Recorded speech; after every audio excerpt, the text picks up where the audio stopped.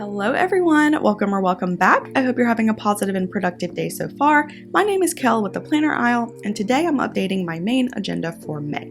By the time this gets posted, it'll likely be mid-May, but that's okay, better late than never. Spring is always busy season at work, so I'm quite behind on videos, but I've made a few changes to my inserts and I wanted to share the updates with you guys and walk through my current routine when prepping for a new month.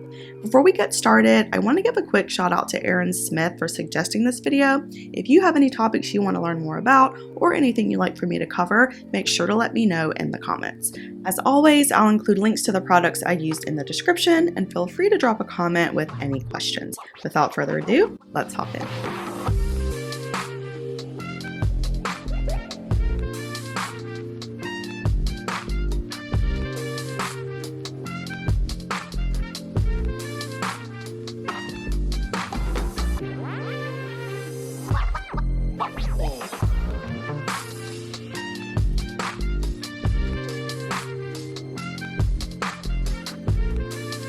So the first thing I do when starting a new month is change out my front decor, which is mostly from Infinite Lotus's deluxe subscription. I switch out the monthly intention card as well as their calendar card in the back, and then I change out my front dashboard to their seasonal dashboard.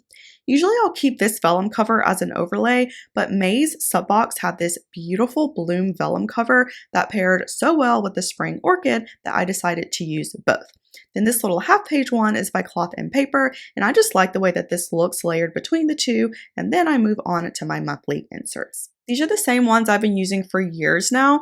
First, I scan over April and mark any tasks that are still outstanding so I know to move them to my May task list.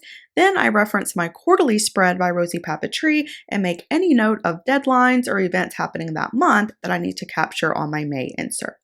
So this is where my planning style differs a little from the norm. I use my monthly spread to highlight high-level tasks and important events and deadlines that require some kind of action from me rather than using it as a log. That I do in my weekly section, which I'll show y'all in just a second. May is an incredibly busy month for me at work. We're prepping for the end of the fiscal year, which means there's tons of hard deadlines I need to meet. I'm also in the process of planning to leave the country. I talked about this a little in previous videos, but I am planning to move to Vancouver, hopefully sooner than later. There's so many things that go into moving to another country: saving money, immigration attorneys, the job situation, moving with pets, work visas. It's a very tedious and complex process. I know a lot of you guys have asked me about filming a moving vlog and what I'm using to plan my move. I will be filming a Move With Me video series dedicated strictly to that, so make sure to keep an eye out for those videos if you want to follow my journey leaving the US. I'm still using the same transparent dot stickers here that I've used all year. These are by Daisy Papers. The cream ones are to mark bills I have to pay. Most of my bills are on auto draft, so those I don't list here since I don't need to take any action on them. The only ones that I do list are the ones I need to go in and pay, and then I write it out down below and check it off when I've paid them. The red stickers are what I use to mark important deadlines. I manage a team of 30 folks and we do performance reviews and feedback forms in the month of May. Those take up an extraordinary amount of time, so I try and pace myself throughout the month so I don't get overwhelmed at the last minute. These are spotlight stickers by Cloth and Paper. I use these to mark the days I go into the office. I do work from home, but I go in once a month or so to meet with my team, do team meetings, network, that sort of thing. And then I also mark vacation or time off here as well. This month, I'm taking a couple of days this week here to sort of rest and regroup. I use these little page flags as a sort of save the date. And then once I confirm, I'll take this off and replace it with washi and list it down below. Firm holidays are May 23rd and 26th for Memorial Day. I mark those with these dark brown corner stickers. I also use these on my weekly spread as well. Outside of work tasks, my other priorities this month are around the planner aisle, job hunting in Vancouver or the BC area, and focusing on self-care. These past few months have been incredibly stressful professionally and personally, so I'm really working on prioritizing my well-being, limiting how much news I'm consuming, and trying to do at least one thing a week that's purely just for fun. I've been failing at that lately, but I think taking some time off should really help. Other things I mark on here are birthdays and holidays, and then if things come up throughout the month that are significant, then I'll fill that in on here as well. So flipping over, you have your monthly to-dos. I usually split this up. I'll list work tasks on the left and home tasks on the right. So like I mentioned earlier, the first thing I do is look back at April, and any tasks that I didn't get to, I'll list it here. This will get updated throughout the month as well, and then I'll just check off each task as I complete it. Similar to the front, I don't list every single thing I need to accomplish here. This is strictly for high level or large tasks that are super important, or those that may take a while to finish that I need to focus on for the month. So for example, on the personal side, I have a lot of tasks around the planner owl that need to get completed. I'm also taking French classes in preparation for my move to Canada and InDesign classes as well. Since those aren't one-time tasks that I can complete and check off for the day, I list them here so I know I need to focus on those specific tasks for May. On the work side, most of my tasks this month are around deadlines for the end of the fiscal year, and these are the things that have hard end dates or tasks that I'm working on little by little throughout May. Our fiscal year ends June 30th, so between now and then, my schedule is going to be pretty tight, and then once July hits, things will slow down for a month or so until they pick back up for cycle 1. The bottom section is your monthly review, and I usually don't start filling this in until the end of the month, and that takes care of my prep in my monthly section. Flipping over to my weeklies, you'll notice a pretty big change here. I've tried a few different weeklies this year, and I finally landed on these. Because I'm in a very meeting-heavy role, I was really looking forward to trying an hourly layout. I used them for January and they ended up not working for me at all. They didn't have half-hour blocks, which I desperately need.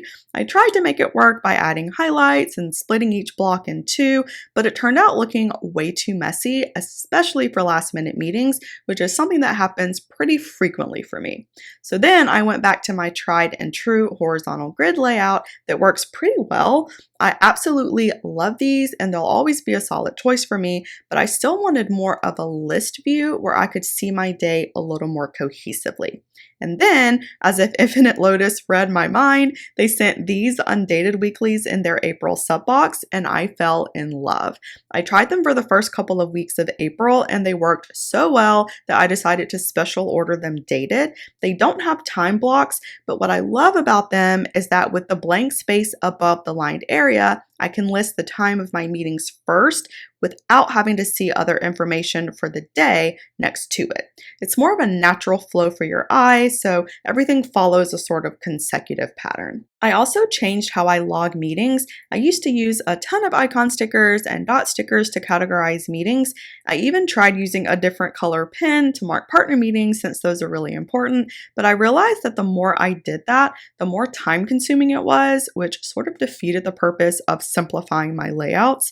I also had to carry more supplies on me, which made planning on the go more of a hassle. So instead, I decided to minimize my layout even more, really utilize my highlighters, and only use stickers sparingly. That way, those important events and deadlines stick out a lot better. So these are the MN072 week on 2-page layout by Infinite Lotus. These are a new style, so they don't have dated versions on their website just yet, at least at the time of making this video, but you can special order them, which is what I did here.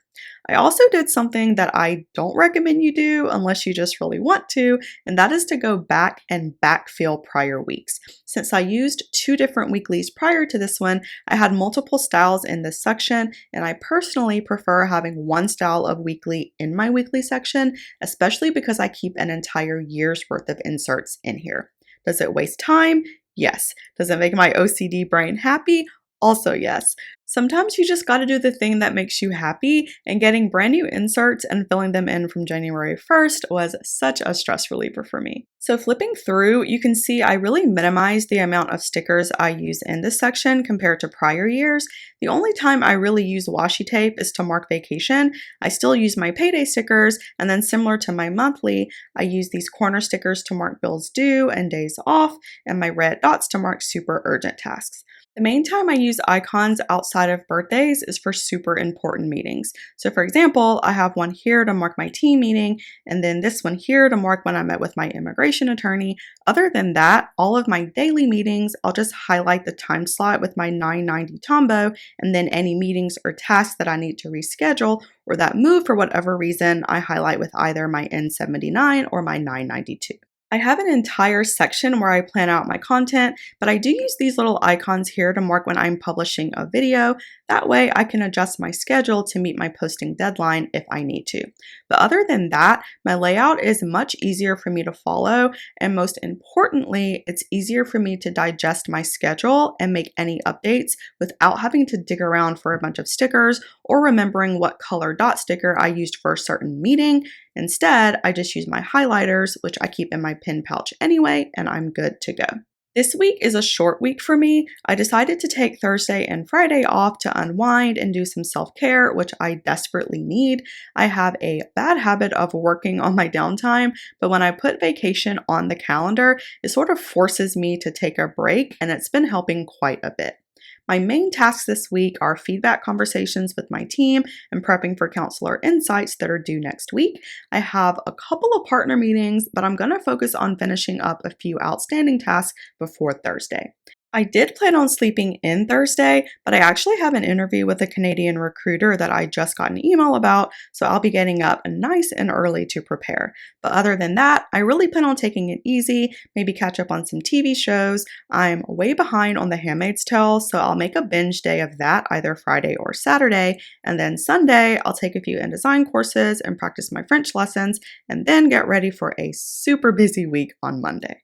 One thing I really enjoy about this insert that I didn't think I would is the habit tracker at the bottom. You don't have to use this if you don't want to, but I actually like that it's a pretty simple tracker and it doesn't stand out all that much. It allows you to track 4 categories, which keeps it functional without having a cluttered look that a lot of spreads with habit trackers have.